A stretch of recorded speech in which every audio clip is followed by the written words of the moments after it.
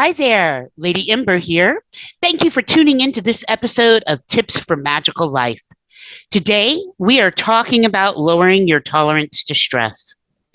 It seems that we have it backwards in our society. We tend to look up to people who are under a great deal of stress, who can handle loads of stress, and those who are under a great deal of pressure. When someone says, I've been working really hard or I'm really stressed out, we're taught to admire, even emulate their behavior. In my work, dealing as a stress coach, I hear the proud words all the time. I have a very high tolerance to stress. Almost every day I hear this, actually. It probably won't come as a surprise that when stressed out, people first arrive at my office more often than not, and they're hoping for strategies to raise their tolerance to stress even higher so they can handle even more.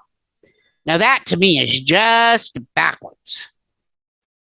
Fortunately, there is another way.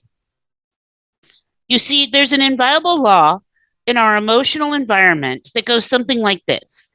Our current level of stress will be exactly that of our tolerance to stress. You'll notice that when people say, I can handle a lot of stress, they will always be under a great deal of it. So if you teach people to raise their tolerance to stress, that is exactly what will happen. They will accept even more confusion and responsibility until, again, their external level of stress matches that of their tolerance.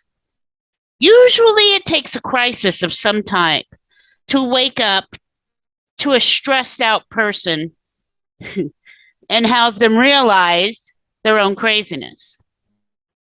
Maybe it's a spouse leaving. Maybe it's a health issue. Maybe a serious addiction takes over their life. Something happens that jolts them into a search for a new kind of strategy, for a new kind of life. They're not happy.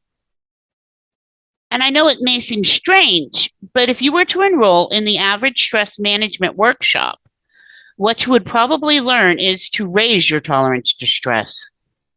It seems that even stress consultants get stressed out a lot. What you want to start doing is noticing your stress early, before it gets out of hand. When you feel your mind moving too quickly, it's time to back off and regain your bearings. When your schedule is getting out of hand, it's a signal that it's time to slow down and reevaluate what's important, rather than power through everything else on your list. When you're feeling out of control and resentful of all that you have to do, rather than roll up your sleeves and get to it, a better strategy is to relax, take a few deep breaths, perhaps go for a short walk. You'll find that when you catch yourself getting too stressed out early, before it gets out of control, your stress will be like the proverbial snowball rolling down the hill. When it's small, it's manageable and easy to control. Once it gathers momentum, however, it's very difficult, if not impossible, to stop. Now, there's no need to ever worry that you won't get it all done. When your mind is clear and peaceful and your stress level is reduced, you'll be more effective and you'll have more fun. As you lower your tolerance to stress, you will find that you have far less stress to handle, as well as creative ideas for handling the stress that is left over. Until next time, my friends, love and light, peace and progress, Lady Ember out.